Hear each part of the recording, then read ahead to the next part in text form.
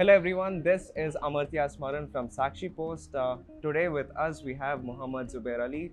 He started his Instagram page in 2017. It all started with a cute picture of a Kit Kat shake at Mocha Bar. Am I right? So it still has 109 likes, and 3 days ago he crossed the 200k mark on Instagram.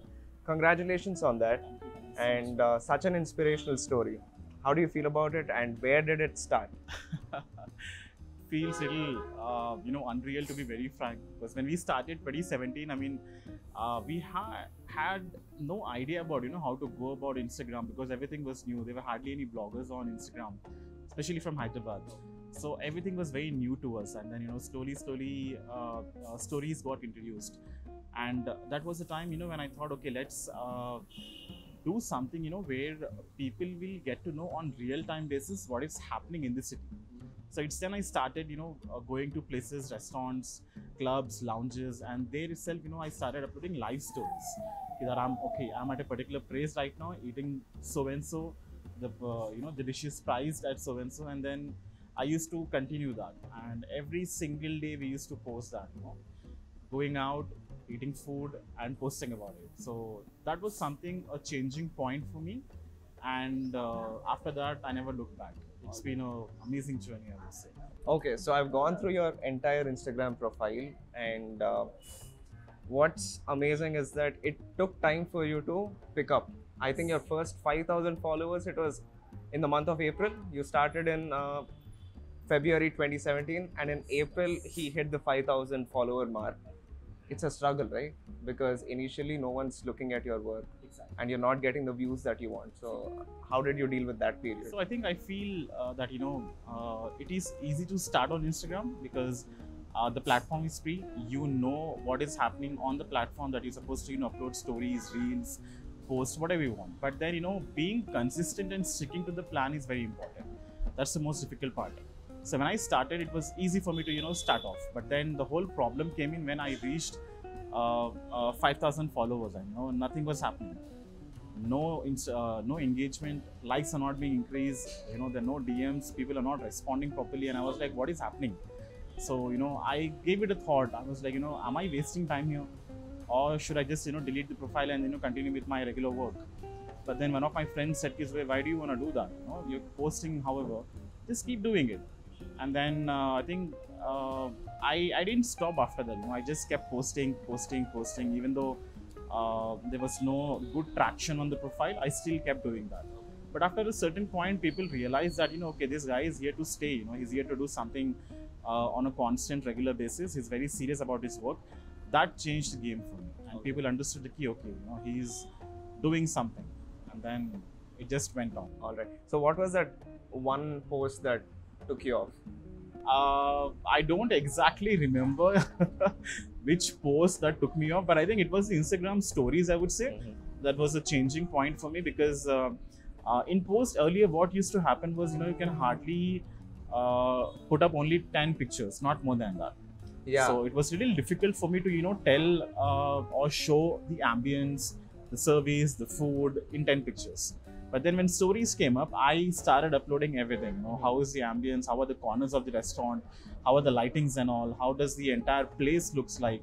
How many dishes I tried? How many drinks I tried? And then in the end, I used to end the whole story with a proper review. Okay. Of around 15-20 lines. So that was something that really helped me. And stories were a changing point. Nice. Yeah. That's great. And recently we interviewed another food vlogging page. Their page name is Tindam Tirugudam, which means let's eat and roam around. Alright, whenever we ask people like what's the history, like how did it start, we expect like a lengthy answer, like how you gave. They literally went like during lockdown, my mom scolded that you just eat and roam around, and that was the germ of the idea. So it's nice that you have like such a story behind all this. I'm not undermining them. I'm just everyone has a different story, right? It's great to know yours. So for me, it was all about being serious, because when we used to write on Zomato and Facebook, Facebook was slowly going down. People were not that much interested in any kind of engagement or post on Facebook. Instagram was taking over. That time I wanted to let people of Hyderabad know that there is something happening in the city. It's not, Hyderabad is not only about biryani. I mean, of course, people relate biryani and Hyderabad together.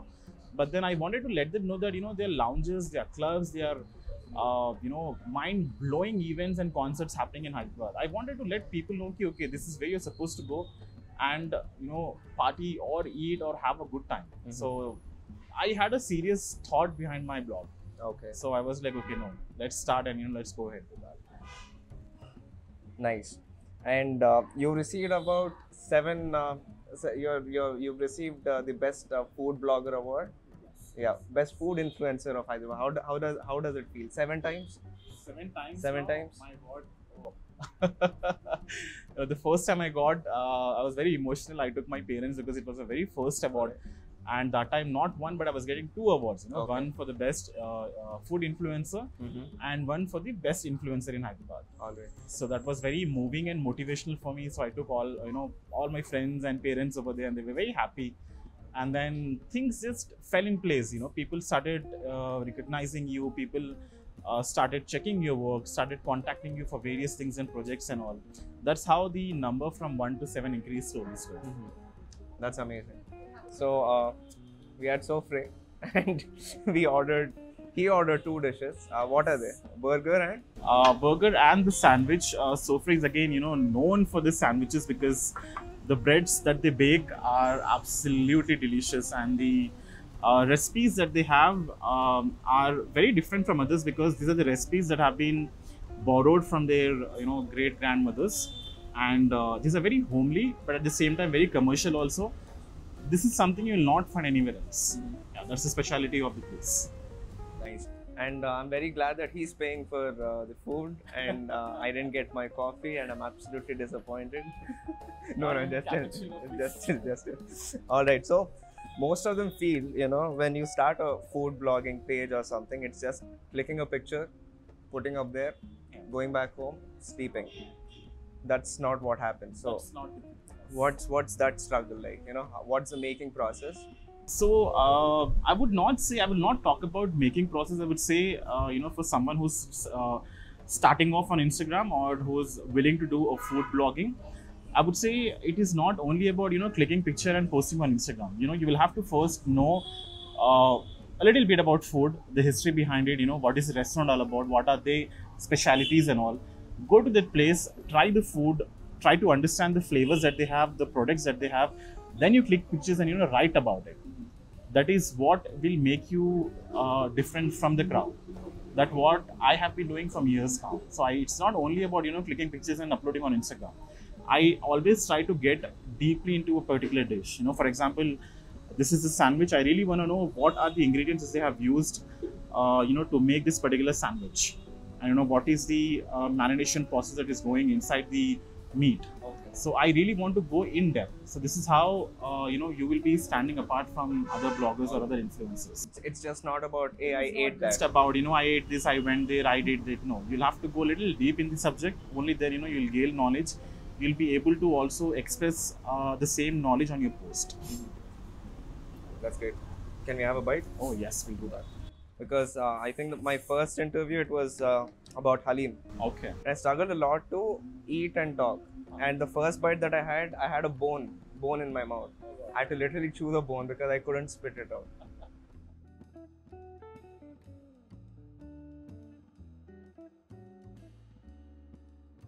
So what is your go-to food pick?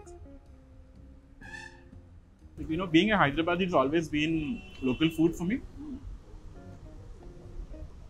If you really ask me, my go-to food will be at Old City for sure. Okay. Because, khichdi, paya, keema, bheja, all these are my thing, typical Hyderabadi dishes. I love eating them. Nayab, you like Nayab? Absolutely, I love Nayab. The owner loves me, I love him.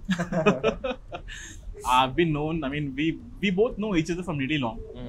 And I think Nayab is the only place that, if there's any big influencer coming or international YouTuber or someone who's really into, food documentary, Nayab is the must place Must for try. me. Yes. Nayab and there's Shadab also, right? Yes, yes. Shadab, yes, they're known for biryanis and kebabs and everything, but Nayab is something that, is doing things a little different. They're a little hygienic. The food is nice, tasty, and the kind of dishes that they provide is very different. So I think Nayab is the place for me. And then it's, I've got a very interesting question here. What are some of your local places for our viewers to look at? In Hyderabad, of course. So if you really ask me about local flavors, Hyderabad as a city it is not as blessed as Bombay and Delhi or Kolkata when it comes to street food. Local street food scene is little low in Hyderabad, but again, some of the must try if you really ask me is again Nayab for me, and then you have Pragati Doshas because that has been like top notch in the city for me from really long. And if you ask me about biryani, then it has to be Meridian at Panjagutta. That's amazing. Yes, I love it. Yeah. Everyone goes like paradise. But No, like, I mean paradise is good, no doubt about no it. doubt But about it. Meridian for me has been very consistent over the years. Absolutely. And every single time I walk into the restaurant, the food is delicious, and the way they used to make it 10 years back, it is the same recipe. Yeah. That is more important these days. So just like an anecdote, I met with an accident near that Chaurasta. And at that time, the only thing that I could think of was if only Meridian was open. That would be like such a pleasure, right? You just had like such a bad incident and you would want to eat like good. Yeah, just to like forget about everything. It's like a good escape. And in one of your posts, you mentioned that you're not a successful so-and-so, but you're a learner. You're learning. So what's that kind of attitude? Is that your success mantra? I think yes, because I believe that the day you feel or the day you decide that okay, I've done everything in the industry, I am the best, or I am the success model, then you're done. The fire that you have in your heart to do something extra or go a little 1 mile ahead of others, you will not be able to do that. So I always believe that be it food industry or other industries that I've worked with, it's always good to be a learner because every single day you're learning something and you're trying to develop your skills or your knowledge and implementing the same thing in your work again.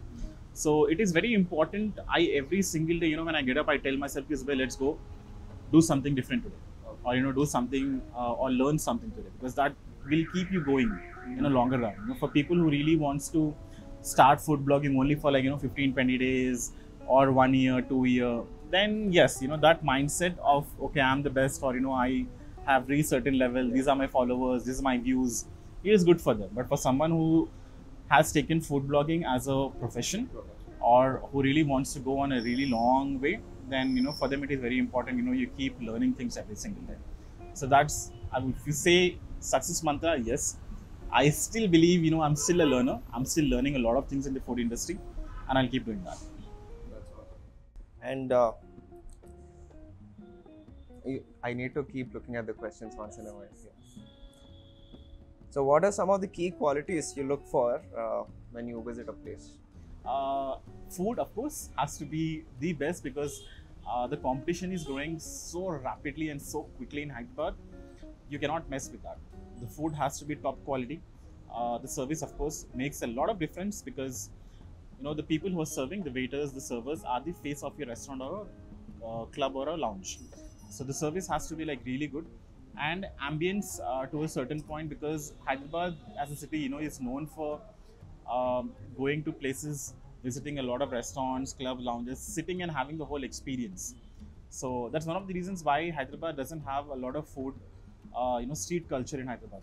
Yes, we have, but not at that extent. Yeah, you said we are not as blessed as Mumbai, Delhi and Kolkata. We don't have that much of street food. But yes, people of Hyderabad love going to places. So I think ambience is also very important. Yeah, but do you see us going there, going towards that end where we are growing slowly. Places like Madhapur, DLF, Charminar, slowly Sanikpuri area is also increasing when it comes to street food. So slowly, I think that bubble will grow more, and that's good for the city. Yeah, and one more thing that I noticed while going through your profile is that he's got a particular sense of music. I noticed you use a lot of jazz. Is it right? You have done a lot of homework, huh? Absolutely, we must. But still, I struggle to look at the questions once in a while. That's absolutely all right. We'll just keep it. We'll keep doing that. So, what's your love for jazz? I love jazz. I love vocal jazz. So for me, I think I got introduced to jazz 6 years, 5 years back, when one of my friend is again into jazz singing and all. So when I heard for the first time, I mean, I knew about the genre, and I was like, okay, jazz, there is some kind of a music and all. But then, when I experienced it in real time, it was something else. It was so soothing, Yeah. and I forgot my all tiredness that day. I was like, okay, so this is the music. Just grab your Red Bull and sit and chill. And that I'm was getting the day. there. I'm getting there. Red Bull. That was the day, and I fell in love with jazz, and it's been my go-to music all the time. Yeah, I love jazz. And what's your love? What's your thing with Red Bull? No, Red Bull, people think that Red Bull is sponsoring me or paying me for all these things, but no, they are not. I'll say again, no, they are not. The thing was, I started socializing at my college days, very early in my life. So I don't drink. I'm not an alcoholic person, or I'm not into cigarettes or anything. It's the only coffee. But you like hookah. I sometimes yes. So when I used to go to parties and all, when you stand at the bar counter, you're socializing with all pastry people and everyone. Everyone is holding a beer or a cocktail or a super looking drink, and you holding a glass of water. Looks a little weird. Yeah. So I was like, okay, Red Bull day. Yeah, and they go with that fake British accent. Like, have you tried the bourbon? And then you go like, I have water in front of me. What do I do? So I think Red Bull was my only drink, because I'm not much into cold drinks. I don't like all those fizzy drinks and all. It gets me bloated. So I try to avoid that. So Red Bull is the only drink that I started drinking that time, and it's been going. And then the relationship grew between me and Red Bull. Now the whole team of Red Bull knows me, and I know them personally. So yeah, things have gone little. I think you'll very soon get the tickets to one of the Grand Prix at Netherlands. Love to. They have that ring, right? Amsterdam. Yes. You'd love to go there? I would love to. Why not? Mm-hmm. Okay, you watch sports? Like you like? I do. I'm not much into sports because my schedule keeps me a little busy. But I try to take out time when it comes to cricket.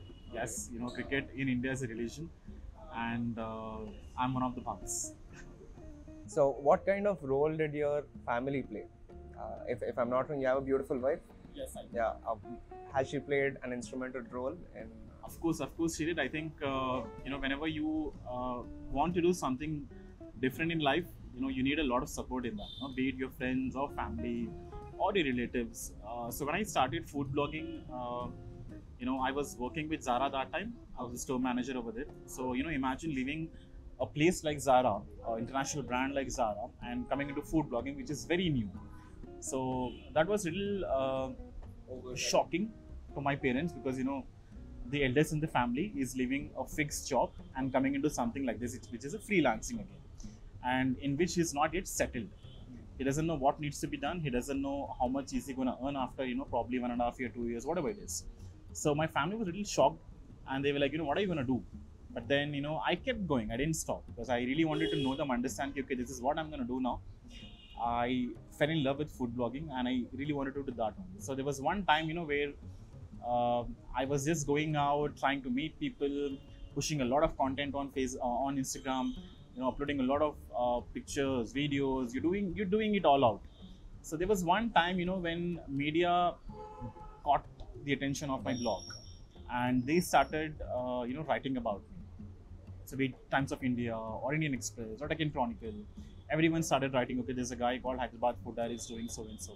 Interviews are being published. And one fine morning, my dad started knocking at my door. I was sleeping, 7:30 in the morning. I'm a night person. Okay.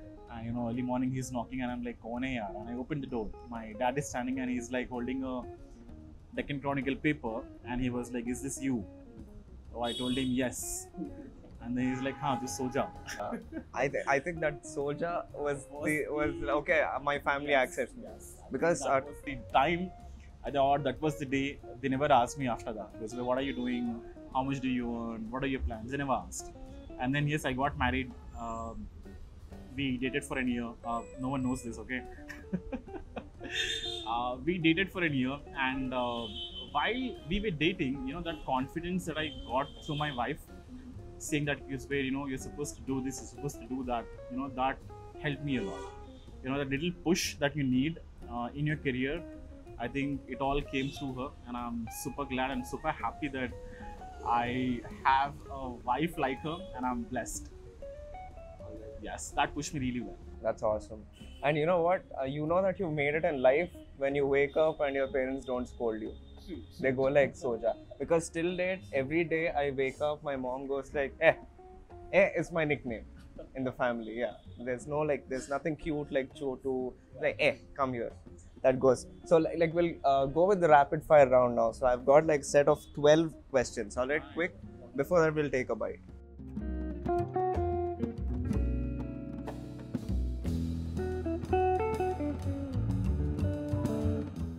You're paying for this, no? Of course I'm paying. You need one more? Okay, so let's go with the rapid fire round. Biryani or halim? Biryani. Why? Hyderabadi. You can't deny that. Plain kulfi or flavored kulfi? Plain kulfi always. Desserts or starters? Starters. Starters. Prawns or fish? Prawns. Why not fish? No, I am a big prawns lover. Alright. You've heard of people saying fish? Yes. Fish prawns. Yes. We made a reel about that, check that out too. And there's creamstone of famous ice cream. Creamstone. What the hell is famous ice cream? Oh, the famous ice cream. Oh. Okay, on camera, I will take him to famous ice cream and make him eat that. It's a date. Yeah. And you smell good. And you look good. Thank you. I'm fine, I'm perfectly fine. Don't. Dosa or paratha? Dosa. Tea or coffee? None. This is only for the camera, just to keep on the table, but none. Red Bull. I'll have it then. Yes. Oh, that's Red Bull? No, I mean, I prefer Red Bull. Okay. Why don't you order one? Pani puri or pav bhaji? Pani puri. Shawarma or wraps? Shawarma. Hey, these are like pretty obvious questions, no? That we're asking. Steamed momo or fried momo? None. Burger or... No, you've got to answer. No, I don't like momos at all. I mean, At all. once in a while, okay, I would say steamed momos. Steamed momos. Burger or pizza? Pizza. Alcohol, Red Bull or thumbs up? Red Bull. Bourbon, alcohol, Red Bull. All right. He's been a sweetheart. It's been a pleasure interviewing Mr. Zubair Ali. Thank you so much for being with us. Lovely being here, and yes, interviews like these I look forward to always, and I'm really happy that I could make it here and we did something like this. And as I said again, yes, ice cream is on me. We'll definitely go. And how was the interview? It was very nice. Loved it absolutely. I mean, very casual, very friendly and very happy kind of an interview. Thank you so much. My career is made, and I will run into money now.